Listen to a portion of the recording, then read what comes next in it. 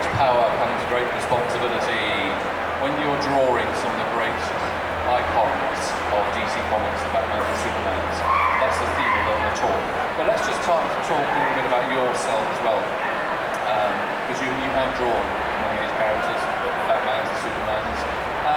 Going way back, you got into comics, if memory serves, early 90s, Marvel UK. In the grand tradition of comics, what's your origin story?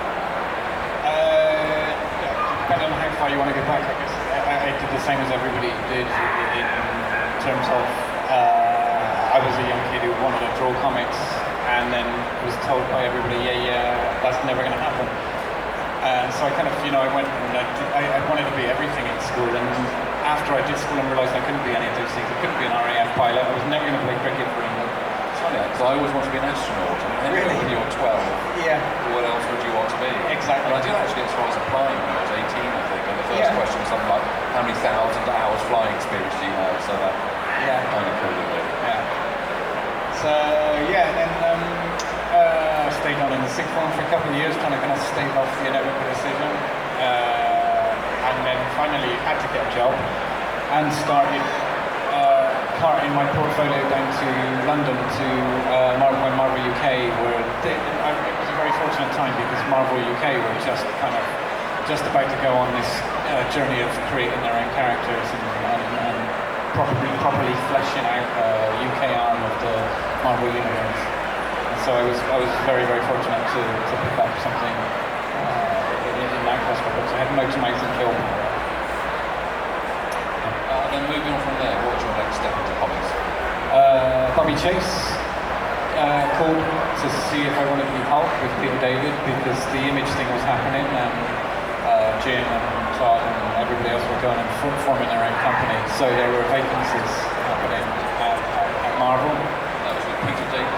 Peter David, yeah, exactly. And that was kind of right slap bang in the heart of the famous Peter David run, which everybody loves so much. So I was really, really lucky with the way that happened. The word I keep hearing all the time, I've talked to hundreds of artists and writers at my time, luck is a word that keeps popping up. Completely, yeah. But when you're there, of course, you've got to deliver, and it was about a 20-book run or so, something like that. I don't know, I don't think it was as long as, I don't know, it wasn't as big as I thought it was at the time, and I don't think it was as big as anybody else thinks. It just seemed it was a long time, I think, because there was Dale, who kind of like, he was when Peter was written, there was Todd McFarlane before that, but there was Dale Keown, and then that was kind of the height of the popularity, and then there was me, and then afterwards I think Peter David, there were a few different artists, and I think at some point Peter kind of moved on. But I think people kind of think that there are these huge big runs of me and Dale and Todd. I don't know, I'm not exactly sure how many books there were, but it probably wasn't more than I don't know, I don't want to say because I'm not 100% sure. What was it like drawing the Hulk? Because like anything else, in part of the theme of this particular talk, you're taking on a well-known property, a well-known franchise. People are very, very familiar with what the Hulk looks like, colour, size, the rampaging Hulk. So what can you do as an artist? Are you very confined by the guidelines that you have, style guides, or can you do your own kind of interpretation?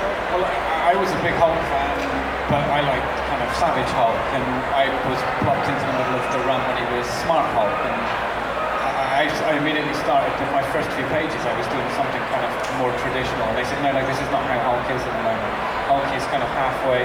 He's like a big giant green banner, and much like I guess we've seen in the movies recently. And so for me, it wasn't really the Hulk I was expecting or really wanting to do. I kind of felt that I would be able to put more of a stamp on it. But they already kind of had a template for it. Did you find that a bit frustrating in any way, that you couldn't sort of play by musculature, play with his savage degrees of savagery? I think I just, during that period when I got that thing, I think I just spent 24 hours slapping myself on the back. I don't think I wasn't looking to give Forrest in the mouth when they said, do you want to do Hulk? I want to do it with a smaller chin. It wasn't like that. I just was really, really pleased. I would have done anything. And what did that lead to from there? Then there was, I did some stuff with DC. I did Supergirl again with Peter David. Yeah, that was launching a new title for her. Yeah, yeah. Stable 9 issues. That's also. right. Yeah, so that was in the days when there was the Matrix, Supergirl, and so again we were dealing with something which wasn't a traditional version of the character. And that was quite an interesting task, because the task with that was to humanize her a little bit more, because the Matrix thing was one of those things which you do and it's a good idea and it's good for a story, but it's kind of hard to generate a lot of identification with an audience. Whereas everybody kind of already knew what Superman was and they knew what Supergirl was. And then suddenly there's this new version, and I think it was kind of like trying to find a way to kind of humanize that character a little bit. So that was fun as well. And that's something you generally try to do, to find the human frailty, vulnerability, relatability. We ended up having to force the Matrix character into a human and meld them, so we could have like there was a girl with a life, and that would kind of anchor the character. And moving on through this fast forward story, what was it? This makes me feel old because I'm realising how hard it is to remember how far back. So there was I guess the big steps were Gen 13 with John Arcudi, then some stuff with Gen 13, just for a second there, wasn't there some sort of, I would say, controversy? As you remember at the time, it was a little bit dark, it was different from fans. In hindsight, it was not really a good move, I don't think, for me or for John. I think it came from Gen 13 was obviously a book with a very particular style and a very particular readership, and we were slightly square pegs in round holes, and I think the kind of feeling was, well, it will need a change of direction at some point, and so people will eventually get with it. Thanks for at least waiting the 10 minutes. So there was a feeling that eventually we would find our own audience, and I don't know that we ever really did. So Gen 13, and next on the roster? Again, in kind of broad strokes, because there's like lots of little things around, but then I did some stuff with, was that when did I do my creator own thing? I think I did Kin. I think I did Kin. 6-issue series, Kin. Yeah, exactly. That was I think the next thing. Yeah, creator own thing. Blink and you miss it, and straight on to working with JMS on Midnight Nation, which is one of those books which a lot of people still come up to me now. And, this is Straczynski, Babylon 5. Exactly, yeah. J. Michael Straczynski. He had already a following and everything from that, and he was kind of playing around in comics and had a few things, and that kind of started our collaboration, which lasted over a few projects. We did Midnight Nation, and then we went to Marvel to do Supreme Power, the reboot of the Squadron Supreme. Have we reached Superman yet? No, Superman.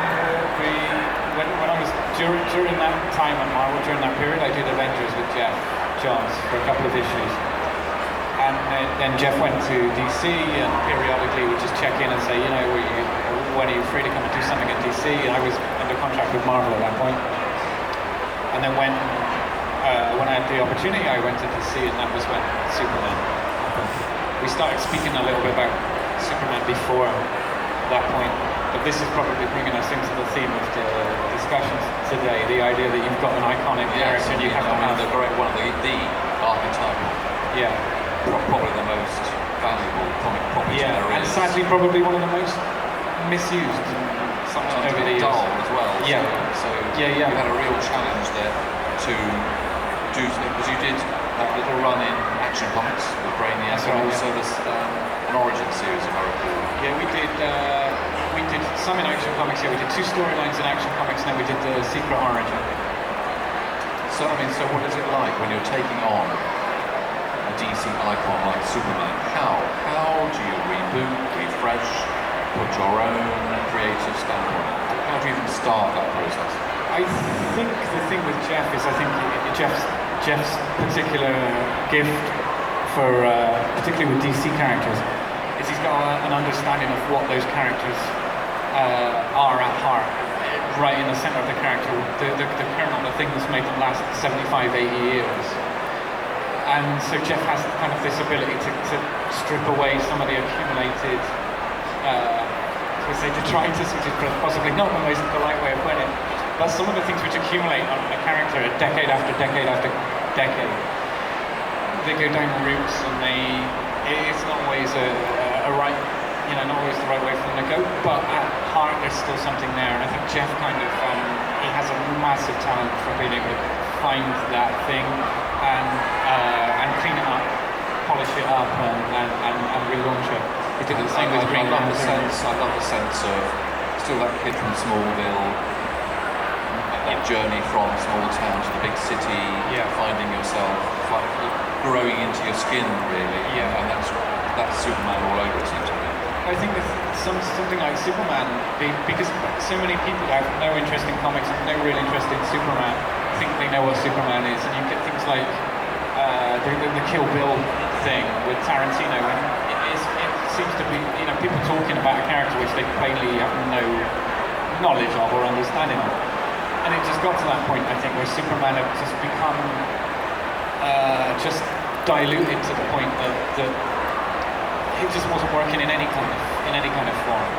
And we talked a lot about what he should be. For a while, people were still asking the questions about, is Clark Kent the Kill Bill thing? Is Clark Kent the secret identity? Is that the character he's invented? And we said, well, these aren't mutually exclusive things. You don't have Superman isn't a character that pretends to be Clark Kent. Clark Kent is. Well, the thing is, the idea that Superman can do all of these things, and so he should be confident, he should be able to handle any situation, and yet he puts on a pair of glasses and he bumbles around an office and he doesn't really have any confidence, and he doesn't really feel like he fits in. And that of course makes complete sense. There's no reason why he would have to pretend to do those things. There's no reason. Superman can't solve those problems. He can't solve office politics by, destroying everybody with heat vision. The fact that he's got all of these powers, they're almost irrelevant. He still will have the same problems. He's a decent guy. He's not going to suddenly say, well, you guys were all laughing at me, but now I'm Superman, and how bad do you feel now? He's still trying to just make it the same way everybody else is in life, just trying to find a path through. The fact that he can also do all of those other things, it's a different part of his life. Those things are not necessarily going to help him. Those abilities are not going to help him in a social environment. Did you get any kind of interference, for want of a better word, from the top management? Did Dan Didio visit you every day and say you mustn't do this to Superman? No, not at all. I think they were happy, because I think once it started coming out and people were saying, this is a Superman that we recognise, but it's a Superman that kind of I think they got what we were trying to do, and all of a sudden people were saying, I haven't read Superman for years, but this is now a character I like. And I think DC were happy with that. I know DC were happy with that. As the longer we went on, it just felt that we were just getting more and more positive response. And have we got to Batman yet in your creative roster? Batman Earth 1. That would have come. That came after Superman. I can't remember the year either. I know your bio better than you do. I know. Batman Earth 1. Batman is a great character, isn't he? Batman's a great character, but Batman's also quite a liberating character in that there are so many approaches which can work. Like Superman, there are 100 approaches you can take, and there's maybe 2 that will work. Whereas Batman, there are 50 perfectly valid approaches to Batman. He's such a kind of he's almost a blank slate. There's so many stories you can tell, and so our story is a kind of a reimagining of a Batman, a more grounded Batman. It sounds like a horrible cliche now, because everything is now a more grounded reimagining of grittier, more real than before. It feels you terrible. can do that with Batman though. The way you can stretch him and hold him and take him on the grim spectrum, then bring him back to kind of slightly grim humour, and then take him back up the grim. You don't really get the comedic Batman, not since sort of the 60s pop stuff. But Well, I think, yeah, I mean, let's do it. But I think the thing with Batman as well is when people say darker, grittier, they mean more blood, more teeth being kicked out, darker. And I think the thing with Jeff, as always, is let's find the man again, let's find the character again. So the idea was it was showing the character of Batman being created by the man who's creating Batman. So of course, I mean, as you probably know, my great love of Batman. It's taken me 45 years to accumulate a complete set and a large bank overdraft. But back in the day, Batman was really quite grim, a grim reaper, almost like a horror character. And I do have a perfect comic to show that, actually. One of the joys of my collection, which doesn't often get an outing. So this you probably recognise the cover. This is Detective Comics number 31. From September 1939, and that's probably the archetypal image of Batman overseeing a Gothic castle. This is the second best copy, 8.5. Annoyingly, it has one dot of colour touch, not done by me, but I bought this in 1980 for $400. I would take about 60,000 for this if you've got it in your backpack. If this was without the colour touch, it would be $250,000 possibly. So it's a hell of a comic, but you can just see that's how Batman was pre-Robin days when he came along and ruined it all, of course. But just that Gothic creature of the night, the dark creature of the night. Hell of a book. A great book, don't you think? But that's how Batman was. He really, in the origin of him, a fantastic dark character, and that darkness sort of persists, really, and rightly so. Yeah, it does. With obviously the odd interludes in the 60s and things where suddenly we went off on a bit of a tangent TV series wise, obviously inspired a lot of things. I still kind of like the bright colours and everything like that, and the way they kind of informed comics afterwards. But yeah, no, I think we're now well and truly back on the road to dark and gritty. Do you think too dark? Has he got a bit too kind of Devil Slayer? It's not so much for me that it becomes too dark, but the darkness becomes the story, and it should be something else as well. It's the repetition. I don't necessarily want to continually read the same story but slightly darker. I think there are interesting stories to be told which don't necessarily revolve around turning it up to 11 every time, or trying to turn it up to a new 11. As I was saying with our story was gritty in the sense of it being grounded, but it was more in the sense of he's not really a superhero. The first time we show him, he's not this unbeatable creature of the night that terrifies everybody.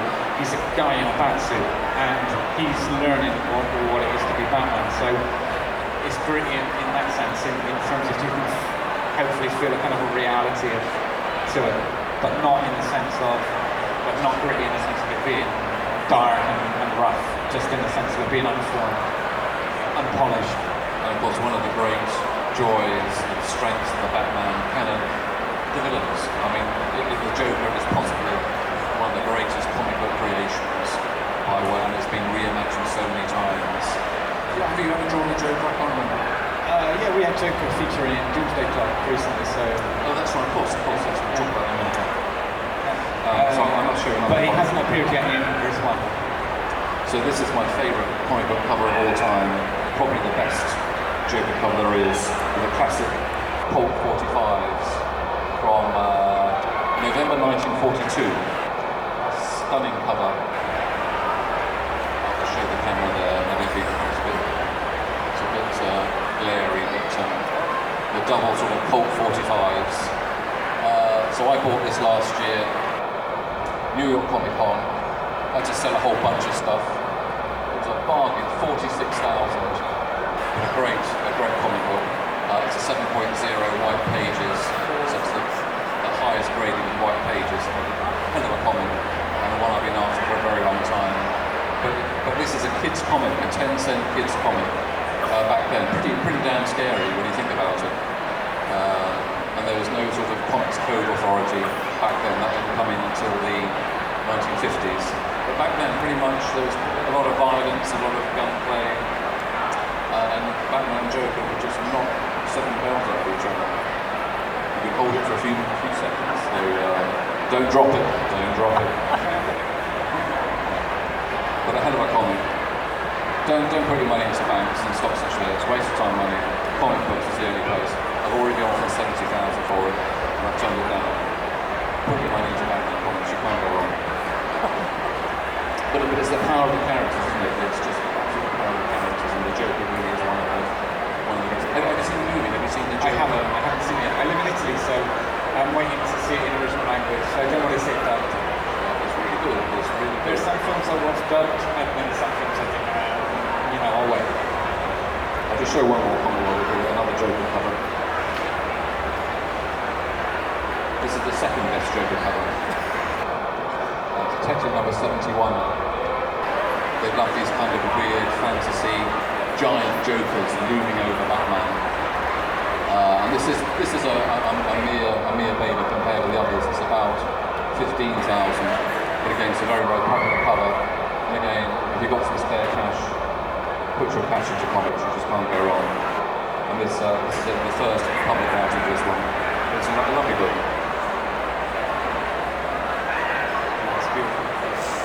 Just love the design of it, the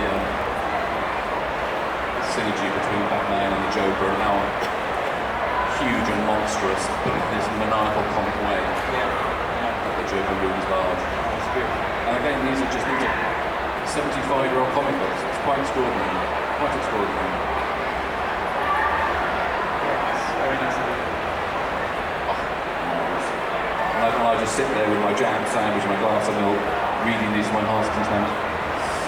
If there was a character that we'll do some questions in a second, but if there was a character that you would want to draw that you haven't done, a DC icon, I can't remember, you've done most, but Flashes and Green Lanterns, Well, in Doomsday Clock I've done every character I think in the DC universe, but to be honest, it was a few years ago I kind of realised that there are some characters I've got an affection for, but by far and away the most important thing is the writer. If the writer's right, then has got a good idea and the writer has a good story to tell, then that's the important thing. The character is fun for 3-4 panels because you're drawing a character that you want to draw, but that won't sustain you through a book or a series.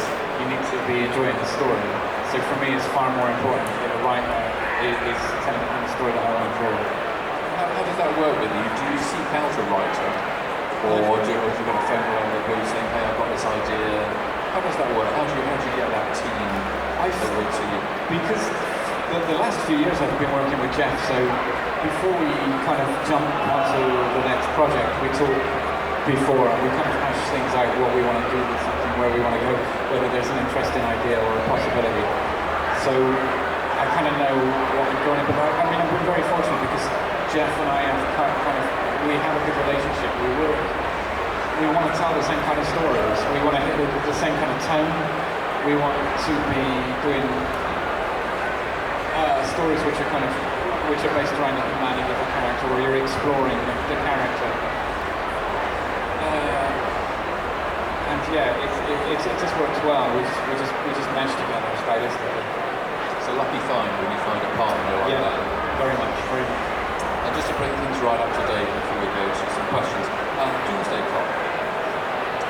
Tell me, for those that don't know too much about Doomsday Clock, what is it? This extraordinary thing. It's not quite finished yet. You're on issue. No, it's finished. It has been.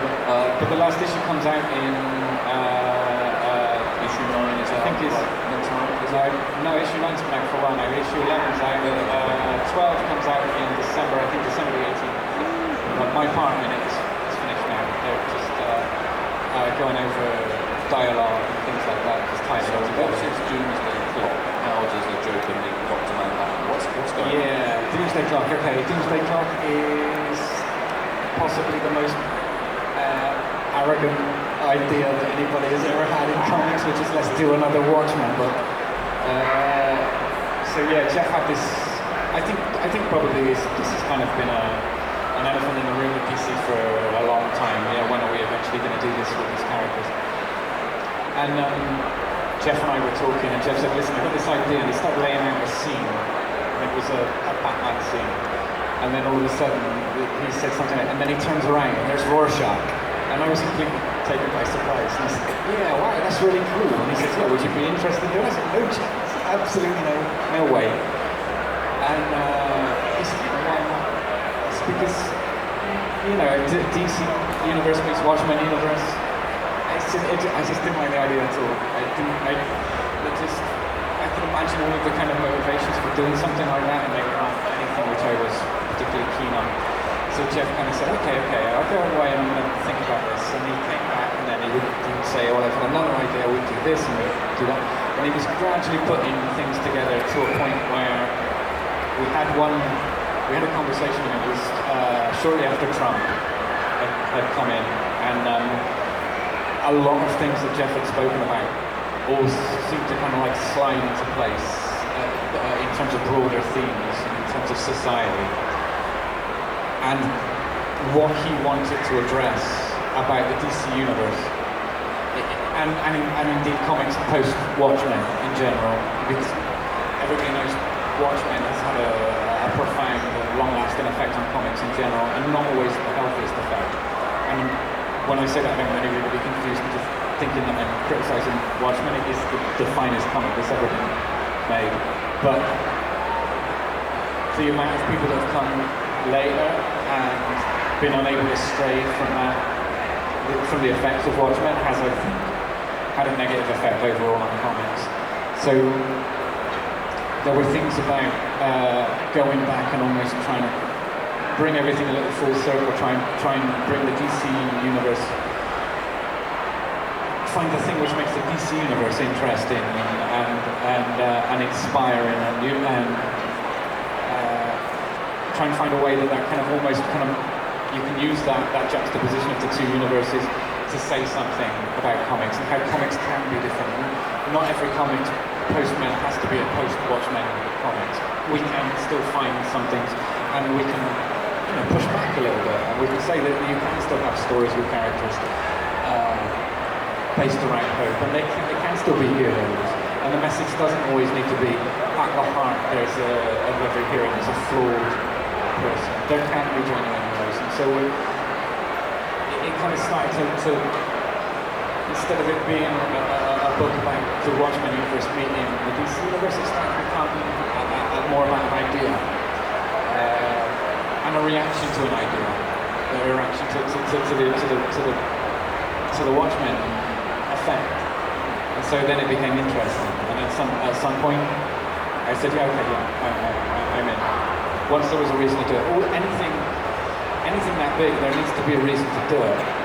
I think if you can go 30 years without touching these things, if you're going to finally dust them off and use them again, there needs to be a reason to do it, and it can't be because wouldn't it be cool if that's not a sufficient excuse. Pleased with the results? Yeah, I'm pleased because I really feel that we've said the thing that we want to say, and a lot of it's not. I think there were hints of it in the last couple of issues, but